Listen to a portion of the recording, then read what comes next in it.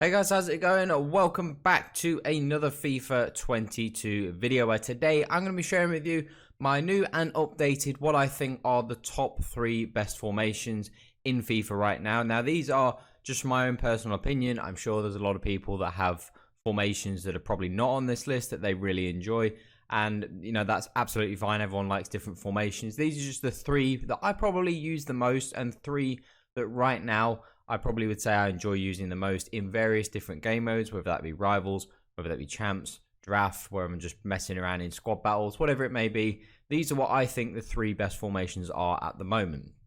Obviously, this is subject to change, but first up, we've got the 4-4-1-1. Now, I really like this formation because it is very, very strong everywhere. It doesn't have a lot of weaknesses. It's obviously very, very good in lots of different areas. The only thing it lacks is a DM, but in general, it's a very strong formation and it has everything that you need to be successful in FIFA, and it very much supports people who obviously like to play lots of possession, lots of passing, lots of quick short passing, which is very much my playstyle, hence why it really suits my formation. In terms of just a quick run through of tactics and instructions, these are the tactics. The main ones, obviously, we've got pressure on heavy touch, gone for 60 depth, gone for slow build up, and I've gone for direct passing, obviously, so that when I'm in my own third, I can just retain possession, build the attacks up my own speed, and then boom, we speed things up when we get into the final third, obviously a bit more quick. In terms of the width, on around about 70, making sure those wide players do stay wide because it's very difficult. Being left and right mids, can't really get them involved in scoring, so you want to just use them really as wide players. In terms of Ronaldo, obviously striker on stay central, getting behind. The cam, obviously it's the cam in this formation, it's not the centre forward, got him on get into the box, and obviously the free roam technique. The 2 midfielders just want to be on balanced and stay on edge of the box, just in case we do get any counters that come our way. The wide players just want to be on balanced width, but they make sure you want to have them on getting behind, and at the very least, the most important thing is you want them on getting to the box, so they do drift into the box when obviously you do get forward. The fullbacks and the whole defence wants to be on stay back while attacking, and then the goalkeeper on comes for crosses and a sweeper keeper. So that is a quick run through of the 4-4-1-1. I do really like this formation. It's very good for people, like I said, that like to have lots of possession, like to pass. But we've got it set up so that when we do get in the final third, we are really, you got to make sure that you speed up your play. You don't play slow and sort of possession whore all the time.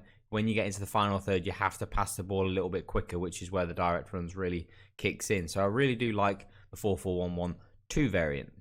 Next up, we've got the 4-2-2-2. This was my favourite formation last year in the game. Absolutely loved this formation. Thought it was brilliant. It was a very close choice between, obviously, for a 4-back formation in terms of this kind of way. It was between the 4-2-2-2 and the 4-2-3-1. I just find that the 4-2-2-2, maybe because I've used it a lot more, I just feel a lot more comfortable. Sometimes in the 4-2-3-1, I just struggle a little bit offensively. I think defensively, I think the 4-2-3-1 is a better formation.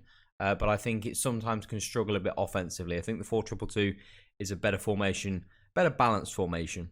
So in terms of the tactics for the 4-2-2-2, we do play on balance on the defensive style, 65 on the depth, because whilst this formation you can play obviously lots of passing and whatnot, generally it suits someone who likes to play a little bit quicker. So I've got the build-up play on balance. I didn't want to have it on long ball. You could have it on fast build-up. It does suit this formation very, very well. But obviously, if you do have to play quick, your players do move forward quite fast. So if you do sort of skip the play and you don't play to the runs your players make, you do get a lot of gaps that open up, especially if you pair it with direct passing.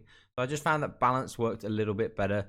It just kind of blended the play style of liking to still pass the ball, but also, be quick in the final third. So that's where the direct passing really, really helped.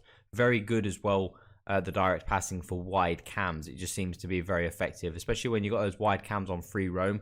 It's almost like you've got 4 strikers, so it's very, very effective whilst the rest of your team does stay in position. 65 on the width because we still want a little bit of width. We don't want everybody to be too narrow. And then moving it across to the instructions, doesn't really matter where I've got the players. It's just kind of like for illustrative purposes. We've got 2 strikers want to be on stay central and get in behind. Obviously the 2 wide cams, as we alluded to before, they both want to be on get into the box as well. You want to have them both on free roam. Like I said, the direct passing just seems to work very well with the wide cams. The 2 DMs want to be on just the typical standard stuff, cut passing lanes, stay back while attacking, and making sure they're on cover center. Of course, the fullbacks as well want to be on stay back while attacking and the goalkeeper on the usual stuff comes across and sweeper keeper. So the 4-2-2, very good formation. As I alluded to, very close decision between that and the 4-2-3-1. I just lean more towards the 4-2-2 because I think offensively, I find for me, it's just a better formation. I feel like the 4-2-3-1 is sometimes a little bit more difficult to get players involved in attacking position. So I just find that the 4-2-2 just suits me a little bit better. And then it couldn't be a top 3 formations without this 5-2-1-2. Now, I still think this is a very, very good formation. I would absolutely think this is one of the best in the game. No doubt about it. But for me, if I had to be honest, I don't think it's as good as it was maybe 4, 5, 6 weeks ago when I was using it. I have adapted my tactics a little bit to try and suit some of the changes that have come into the game. But I don't think it's as good as it was. I do think 4 or 5 weeks ago, I would have said hands down the best formation in the game. Now I still think it's very, very good. I just think it's a little bit closer to some of the other formations that we've mentioned today, like the 4-2-2 and the 4-4-1-1. I do think it's still one of the best formations, so it does deserve its spot in the top 3. But I don't think, for me, it was far and away the best formation. I still think it is, but it's not quite as good as it was. But with that being said, we're using these for the tactics, obviously 60 width. You can go a little bit higher if you feel like it. Obviously, you got that back 5, that 5 at the back, so you can afford to play that little bit higher depth. I do have slow build up here because obviously you do have 5 players, 5 defenders, so you obviously do need to be careful when you're passing into that midfield. But when we get into the final third, the direct passing is amazing, especially when we do get the fullbacks going forward, hence why we have them on 100 width. It's very, very effective because it means that you're always going to have space out wide, and if your opponent does cover for that, he would have to obviously drop his defensive width to go really, really wide. He'd have to go like 70 defensive width to handle the 100. So if that happens, it means you're just going to have loads of space, obviously loads of gaps in between all of his defenders, and you can just slide through balls in between there.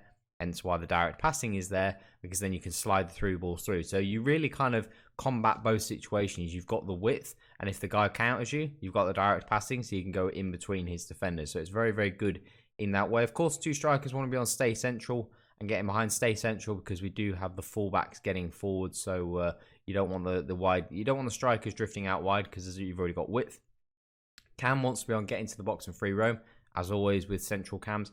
2 midfielders, as always, want to be as well. Really want them on balanced attack and stay on edge of the box, just in case we do get those counters, because the fullbacks do get forward, so you do need your midfielders to be able to cover.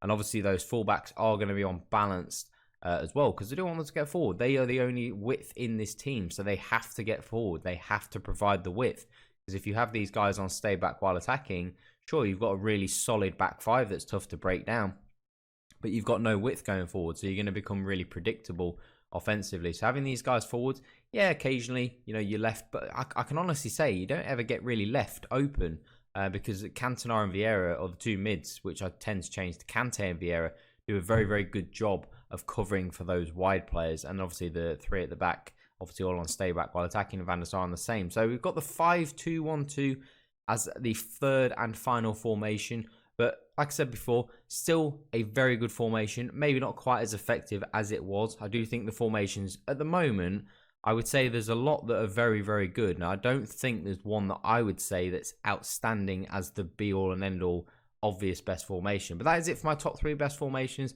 There are obviously several other formations in here that are very, very good as well.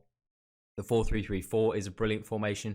4-3-3-5 with the false 9 I really like. The 4-3-1-2 is probably my favourite narrow formation in the game. I'm not a huge fan of the 4-1-2-1-2, but the 4-3-1-2 I do prefer. Obviously, we alluded to before, the 4-2-3-1 is a very good formation. And obviously, the 4-4-2 flat I really like. I'm not a huge fan of the 4-4-2 defend, but the 4-4-2 flat is a very good formation. So that's what I mean. There's a lot of good formations, but I wouldn't say there's one that's outstanding right now. But that is it for today's video, guys. So if you did enjoy, do drop a thumbs up. Make sure you subscribe as well if you are new to the channel. But that's all for today, guys. Have an awesome day. I'm out.